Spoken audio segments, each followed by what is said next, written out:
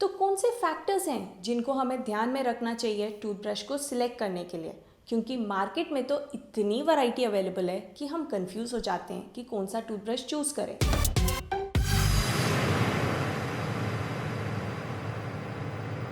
Toothbrush को select करने के लिए 4 चीज़ों का ध्यान में रखना है।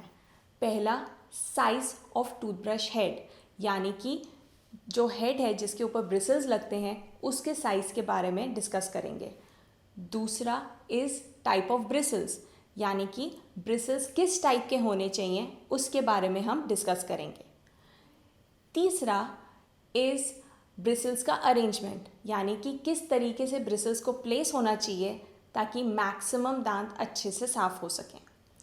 चौथा, इस टूथब्रश का हेड फ्लेक्सिबल होना चाहिए कि नहीं होना चाहिए। तो चलिए इन 4 फैक्टर्स को हम और डिटेल में समझते हैं। पहला इज़ साइज ऑफ टूथब्रश का हेड। ना टूथब्रश का हेड इज़ जो हमारे मुंह के अंदर जाता है एंड वो सारे दांतों को साफ़ करवाता है। टूथब्रश के हेड या तो मोटे होते हैं या पतले होते हैं, जिनको हम स्लिम बोलते हैं, या तो लंबे होंगे या छोटे होंगे। In either of the situations जो मेजर फैक्टर इम्पॉर्टेंट है इज़ कि वो स्लिम है कि नहीं है। इसका भी एक कारण है, क्योंकि हमारे आखिर के दांत तक साफ़ करना मुश्किल हो जाता है और अगर चौड़ा टूथब्रश आप यूज़ कर रहे हो तो वो आखिर तक नहीं जाएगा। सो इस वजह से मार्केट्स में आजकल स्लिम टूथब्रश अवेलेबल हैं जो एक्चुअली में काफ़ी हेल्पफुल होते हैं। स्पेसिफिकली जैसे मुझे भी आखिर तक पहुंचने में बहुत मुश्किल आती थी टूथब्रश को, फिर जब मैंने स्लिम वाले पे शिफ्ट किया तो डेफिनेटली वो काफ़ी हेल्पफुल रहा है। तो मेरा सजेशन ये है कि अगर आपको भी सेम तकलीफ़ हो रही है मेरे जैसे कि आखिर का दांत साफ़ नहीं हो रहा है, देन डेफिनेटली स्लिम वाले टूथब्रशेस आपके लिए सबसे ज़्यादा बेनिफिशियल है। दूसरा point is type of bristles. Type of bristles इसके लिए इम्पॉर्टेंट है क्योंकि आपके ब्रिसल्स डायरेक्टली आपके दांत के सरफेस से एज वेल एज आपके गम्स के कांटेक्ट में आते हैं। अगर ये बहुत हार्ड है या आप बहुत ज़ोर से ब्रश करते हैं तो ना ही आपका इनामल डैमेज होने वाला है, आपके मसूड़ों को भी उतना ही नुकसान पहुंचाने वाला है। तो अगर आप चाहते हैं कि आपका टूथब्रश आपके दांतों और मसूड़ों को कम नुकसान पहुंचाए, इसके लिए ज़रूरी है कि आप सॉफ्ट ब्रिसल्स वाला टूथब्रश चूज़ करें। ये आपको कैसे पता चलेगा कि वो सॉफ्ट है? तो टूथब्रश की पैकेजिंग के ऊपर कहीं ना कहीं या तो टॉप में या साइड में ज़रूर लिखा हुआ होता है कि वो हार्ड है, मीडियम है, सॉफ्ट है कि एक्स्ट्रा सॉफ्ट है। एक्स्ट्रा सॉफ्ट लेकिन हमें कब यूज़ करना चाहिए? क्या वो सॉफ्ट से बेटर है?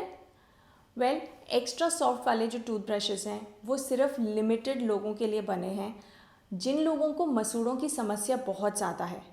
इन केस अगर आपको भी मसूड़ों की समस्या है, यानी कि खून निकलता है, मसूड़े सूजे हुए हैं, इन दो सिचुएशंस एक्स्ट्रा सॉफ्ट, गम केयर या सेंसिटिव वाला टूथब्रश आपके लिए काफ़ी बेनिफिशियल रहेगा।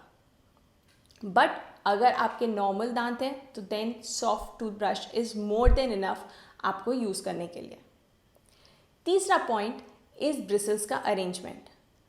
अगर आपने कभी भी ध्यान से देखा होगा तो ब्रिसल्स बहुत अलग अलग तरीके से अरेंज्ड हैं। कोई जिगजैग में होते हैं, कोई ऊंचे नीचे होते हैं, कोई सेम लेवल पे होते हैं एंड कुछ जो ब्रेसेस के लिए स्पेसिफिकली बने रहते हैं। वेल, अगर आपके दांत टेढ़े मेढ़े हैं तो मैं सजेस्ट करूँगी कि आप जो जिगजैग वाला टूथब्रश है वो यूज़ करें, यानी कि उसके ब्रिसल्स जिगजैग फॉर्म में अरेंज्ड हैं, जिससे वो दांतों के बीच में भी जाके थोड़ा बहुत अच्छे से साफ़ कर लेता है। अगर आपके दांत टेढ़े मेढ़े नहीं हैं, परफेक्टली प्लेस्ड हैं, तो कोई प्रॉब्लम ही नहीं है, आप कोई भी रूटीन वाला टूथब्रश उठा सकते हैं, बट वो सॉफ्ट ब्रिसल्स वाला होना ज़रूरी है। अगर आपके ब्रेसेस लगे हुए हैं देन डेफिनेटली जो ब्रेसेस के लिए स्पेशल वाला टूथब्रश बना है वो प्लीज़ यूज़ करें। ना इसमें स्पेशल क्या है? वेल, क्योंकि आपके जब ब्रेसेस लगते हैं वो आपके दांत के सरफेस से ऊंचे होते हैं, तो जो ब्रेसेस के लिए स्पेशली जो टूथब्रश बना है उसके जो सेंटर है वो थोड़ा सा उसके ब्रिसल्स की हाइट कम होती है एज़ कम्पेयर टू उसके आजू बाजू के ब्रिसल्स की।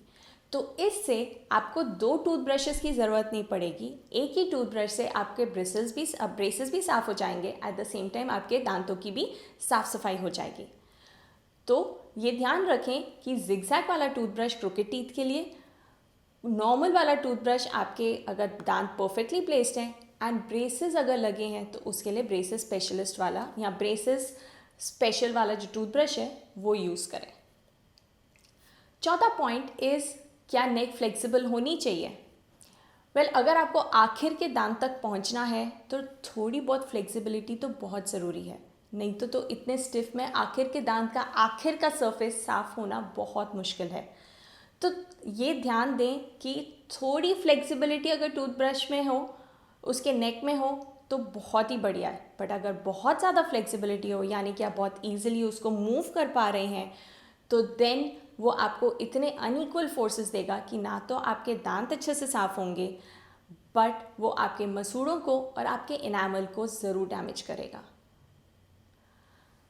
तो अगर मैं समराइज़ करूं तो 4 पॉइंट्स जो आपको ध्यान में रखने हैं इज़ दैट कि स्लिम टूथब्रश यूज़ करना है, सॉफ्ट ब्रिसल्स वाला टूथब्रश यूज़ करें नॉर्मली, एंड अगर आपको मसूड़ों की प्रॉब्लम है तो एक्स्ट्रा सॉफ्ट, सेंसिटिव या गम केयर वाला। नॉर्मली प्लेस्ड अगर आपके दांत हैं तो आप कोई भी टूथब्रश यूज़ कर सकते हैं, बट जैसे मैंने बोला सॉफ्ट ब्रिसल्स वाला ही होना चाहिए। अगर आपके दांत टेढ़े मेढ़े हैं तो जिगजैग वाला टूथब्रश, और अगर आपके ब्रेसेस लगे हुए हैं तो ब्रेसेस स्पेशल वाला टूथब्रश यूज़ करना ना भूलें। जो चौथा पॉइंट याद रखना है इस नेक, टूथब्रश की जो नेक है थोड़ी बहुत फ्लेक्सिबल होगी तो आपके आखिर के दांत के सरफेस तक ज़रूर साफ़ कर सकेगी, और अगर बहुत ज़्यादा फ्लेक्सिबल होगी तो वो आपके दांतों को नुकसान पहुंचाएगी। तो इन 4 पॉइंट्स को आप ध्यान में रख के जब भी आप नेक्स्ट टाइम टूथब्रश लेने जाएं तो प्लीज़ ये चीज़ों को ध्यान में रखें, ताकि आपके दांतों की हेल्थ, आपके मसूड़ों की हेल्थ सबसे बेस्ट रहे। अगर आपको इस टूथब्रश रिलेटेड कोई भी और क्वेरीज़ हैं तो डेफिनेटली आप कमेंट्स बॉक्स में छोड़ सकते हैं, एंड अगर आपको डीएम करना है तो आप डीएम भी कर सकते हैं। अगर आप हमारा वीडियो पहली बार देख रहे हैं तो हमें सब्सक्राइब करना ना भूलें, लाइक एंड शेयर करें अगर आपको ये कंटेंट पसंद आया हो।